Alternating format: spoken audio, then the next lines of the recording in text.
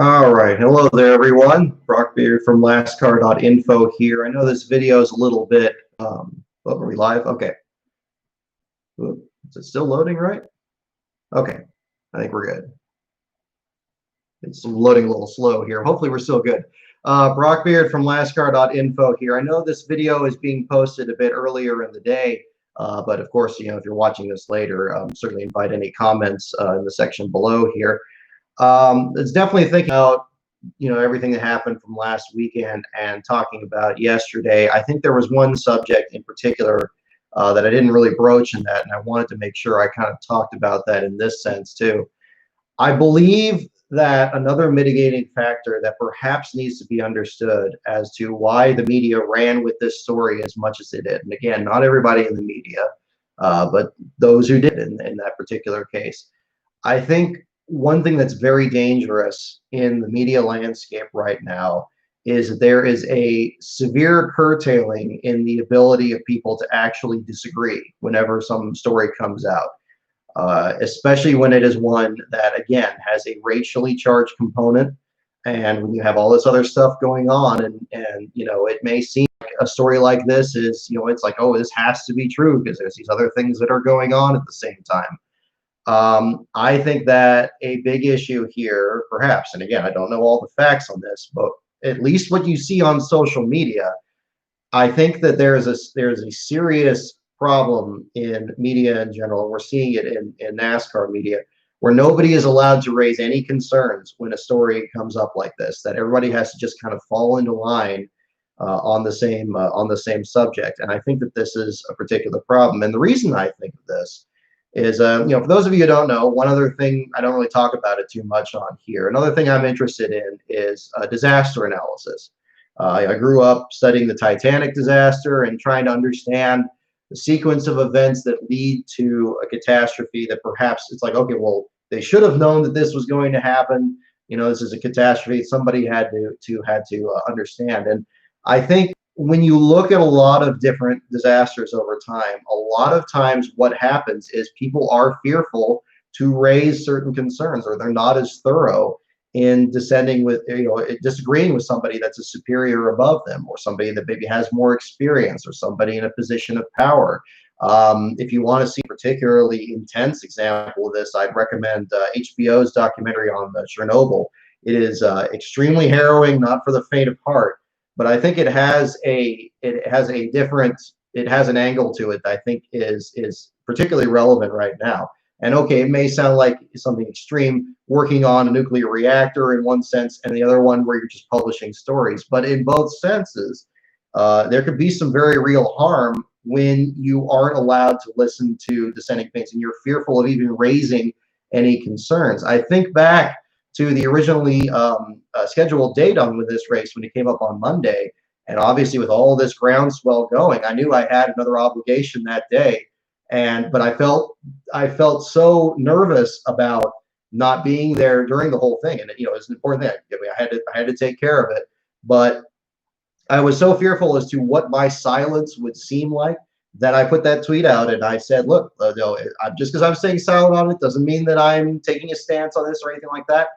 And really, in the time since then, especially how this all played out, I'm really wondering why I felt that way and why that was, as scary as it was at the time. And this I think is an element that definitely needs to be addressed. I think whether it is a culture change that is needed in media, whether it is creating a clear delineation between traditional media and social media, where in social media it's outrage and a lot of people get angry and stuff like that there, but then in media where there has to be some semblance of professionalism and collecting the facts and everything there.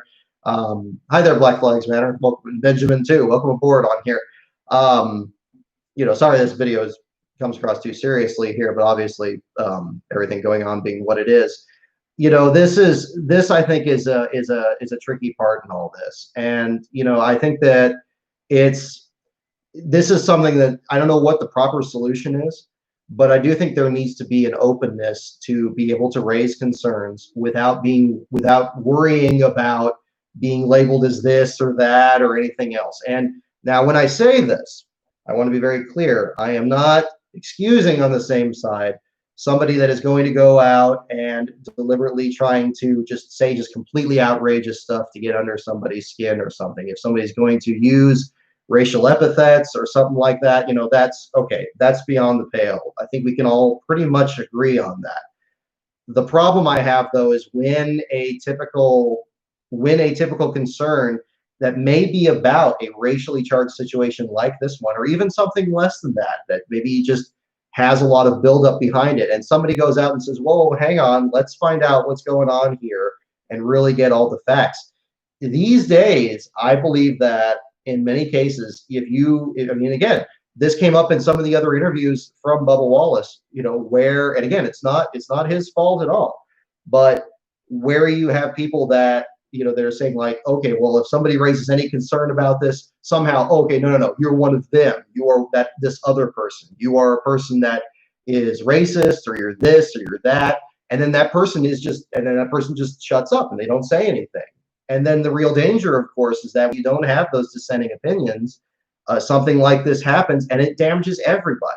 It damages everybody in those circumstances. And this is, you know, that I think is something that, again, on top of what I was saying about yesterday and about the due diligence that media needs to do, I think the other part of it, and it is challenging because again, I've been in these media centers. It is very competitive there. Everybody's trying to get their scoops. Everybody's trying to get that story as quick as they can. Everybody's trying to, you know, get up there and ask questions.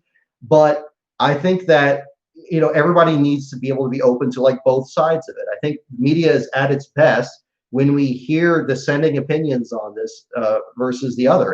And I think the more we seek to silence dissenting opinions and everything, you know, it does more damage than good here. I would even say, and again, this you may not agree on this entirely because it involves somebody that wasn't in the media necessarily, but this almost even connects kind of with the Ray Ciccarelli issue back during the Confederate flag issue. It's maybe kind of look at, you know, more of what he was talking about at the time. Now, yes, it was indelicately put, talking about him leaving the sport and everything like that. But, you know, and maybe it could have been expressed better, you know, and certainly under the circumstances, and maybe be more sensitive under the context of everything that's going on. But at the same time, you know, he's also raising issues about, okay, well, I don't believe that everybody that has this flag is racist and something like that. And if the person is saying that, maybe that's something we need to also, you know, look at the same time there. And again, maybe I'm not saying right now, I mean, maybe now is not the best time or something, and maybe I'm off base on this, but again, I think at its core, though, what Ciccarelli put forward was a dissenting opinion on something that was going on. And it's unfortunate because things were so charged as they were, and you know, Bubba Wallace being in the middle of that and promoting, you know, and that and everything with the Confederate flag, you know, that's, you know, it's certainly a controversial issue. But the reason that an issue is controversial is because you have, like, you know, you have both sides to it. And again, it could have been expressed better. It could have been under better circumstances. But I believe that one reason that the anger was as it was in that particular case was simply because he was disagreeing. And then everything on top of that was like saying, okay, well, this is a guy a lot of people don't know about, and this being, you know, perception and reality and all that being played on there. So again, and so, you know, again, you could disagree completely on, you know, his stance on the Confederate flag and all that. But I mean, again, this is the thing, though. If we are able to discuss this, if we are able to discuss when something comes up there, we can avoid situations like what happened over at Talladega. And I think that that's another part that has to be, you know, really considered in this sense here. So I don't really have too much more to add on that. But I was chewing this over since yesterday, and I think that was one thing that I didn't really touch on, because I don't like to just put out a whole lot of, you know, concerns on something and not offer something constructive along the way. I think that needs to be, you know, where we need to be on this. So again, and I, you know, I put it in this video here. It's okay to disagree. It should be okay to disagree. And, you know, but again, with the condition that it is, you know, respectfully done. It's like, okay, I am engaging in a conversation with you. You are engaging in a conversation with me. And at the end of this, maybe we'll both understand each other better, and we get much better results from that. And I think that's where we need to go from that, and I think that's where we need to be. So again, I'd be curious what your guys' thoughts are on this and everything. I guess I don't.